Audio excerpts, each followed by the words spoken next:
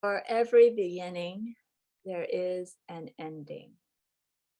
And for every ending, there is a new beginning. In the beginning, God separated the heavens from the earth, and God separated the night from the day, and God separated the seas from the dry land.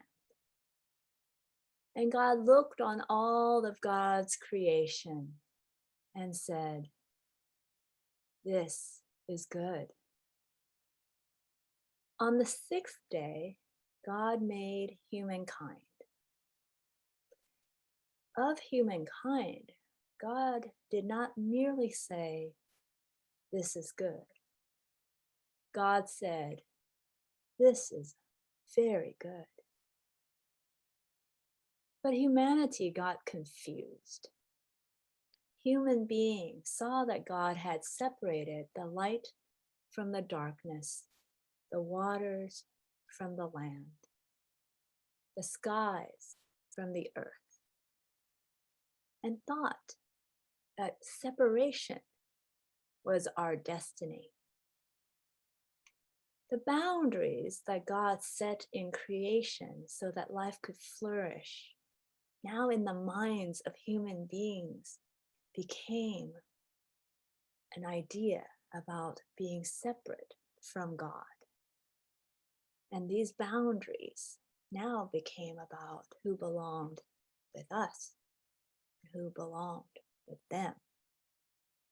And those who belong with us are more valuable than those who belong with them. So that each of us then became born of the will of the flesh, the will of man, the will of woman. And this understanding of birth became the way that we saw other people and the rest of creation. So what was good now became who is better. Suddenly, human life was not all very good. Instead, some lives were thought to matter more than other lives. This is sin. Salvation came. The Word became flesh to give us another birth, a birth from above, to be born again, but this time not of the will of the flesh, nor the will of man or woman, but of God. For the constructs of human birth are nothing compared to being born of the Spirit, God, and our destiny in God is not about separation, but about relationship and connection that makes life very lively. In fact, so lively, God says it is abundant life. It is eternal life. And this eternal life is about abiding with God. There is nothing you can offer to get this. This is why it's called grace upon grace. Oh, but we will try to earn our way nonetheless. We will attempt to negotiate our right to be loved by ancestry, by tribe, by intelligence, or by good works, by whatever means that come out of the perspective that we are separate from God. And therefore, we have to make our way to God. But God comes to us. And in this coming, we're given a choice. Yes or no. the choice to say yes or no to a relationship with God. Today is the last Sunday devoted to the Bread of Life discourse in chapter 6 of the Gospel of John. And today we hear that some will say yes and some will say no. This is how the story has moved along in the last few weeks. Jesus was sought after by the crowd because they thought he was a wonder worker. He healed, he walked on water, he multiplied loaves and fishes. But Jesus tells them not to settle for a miracle, because a miracle has temporary consolations that leave you with more appetite. Instead, he says, get real nourishment that is greater than a miracle, that a miracle cannot provide, which is the relationship with him.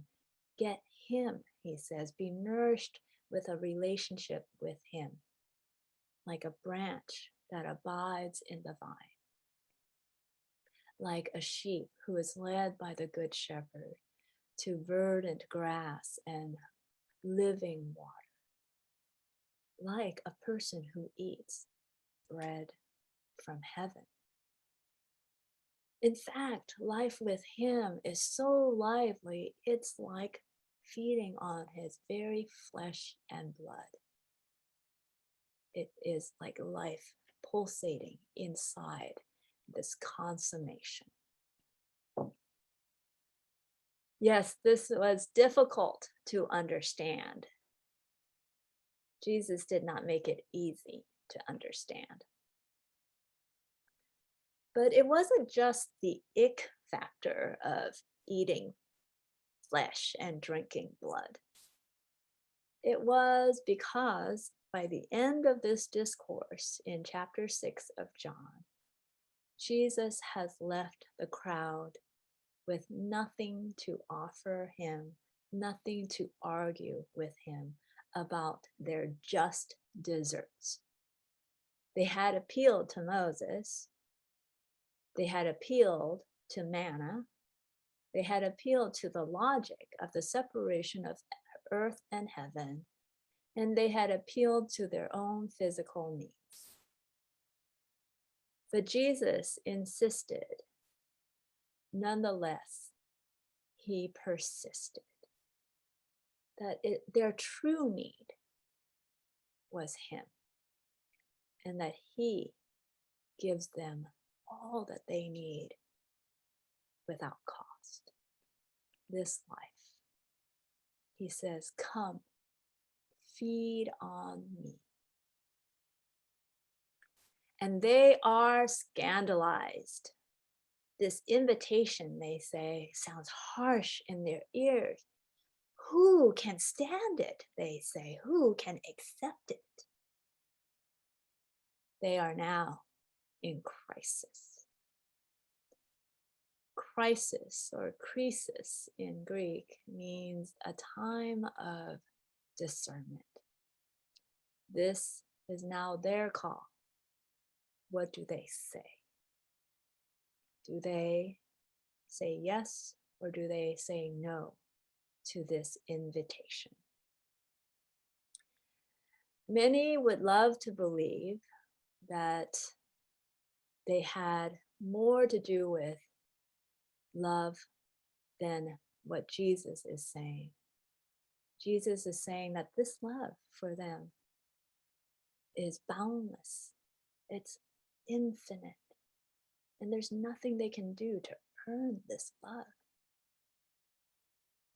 But to say yes to this love, it costs a lot, not in terms of effort, but in terms of non-effort. Because when one says yes to this kind of boundless love, then one is like a child. One is so vulnerable because there's nothing to grasp at, nothing to say, I give you this, like me being this, then I deserve to be loved.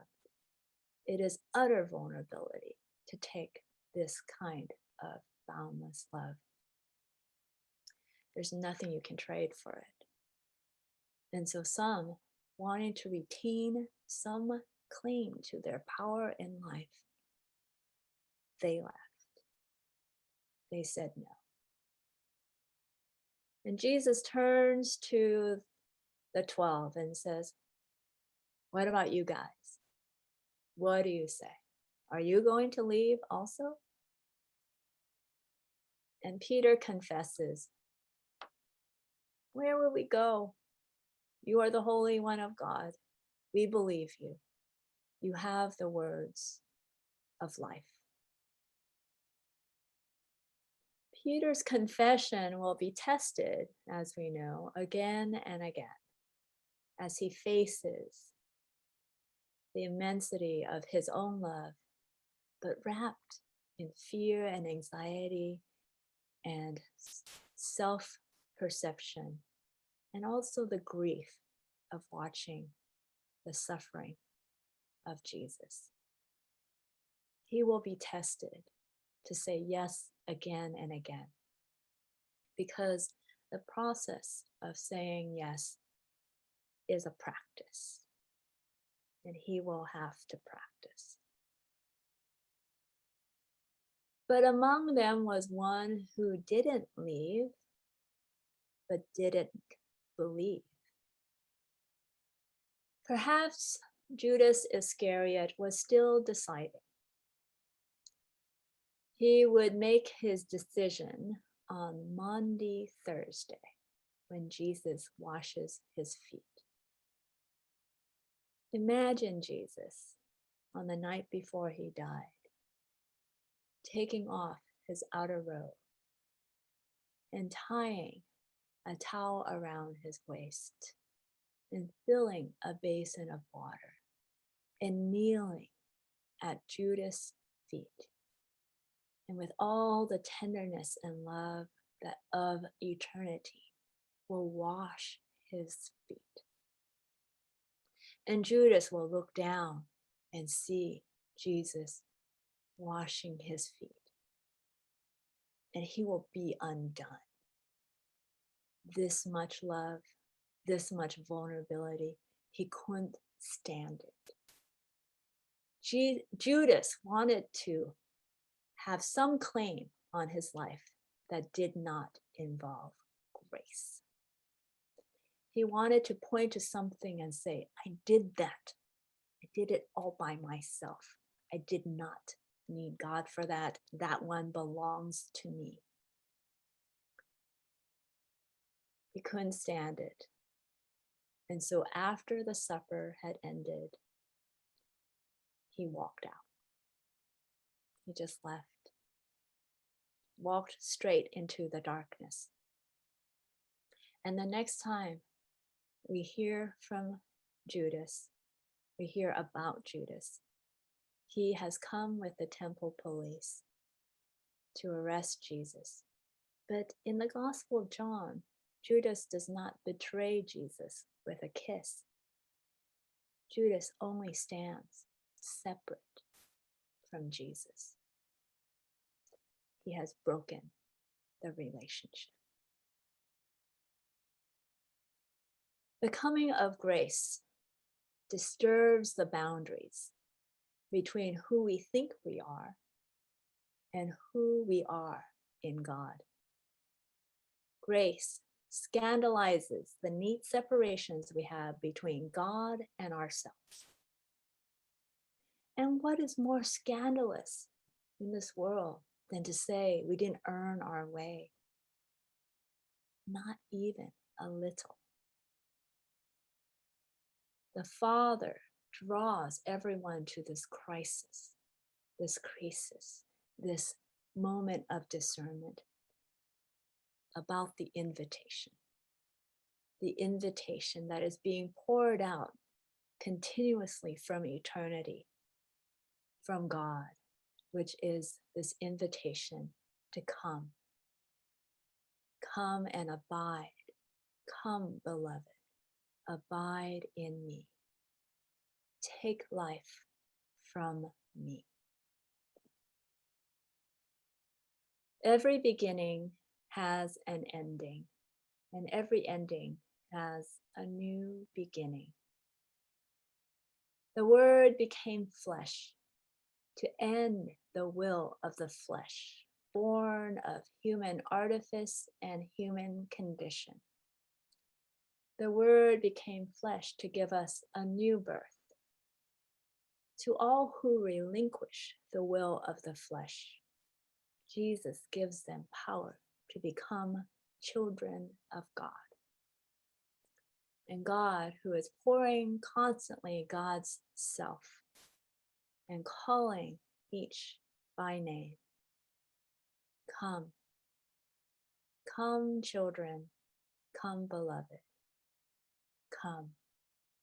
God is saying, come, abide in me. Let us end where we began.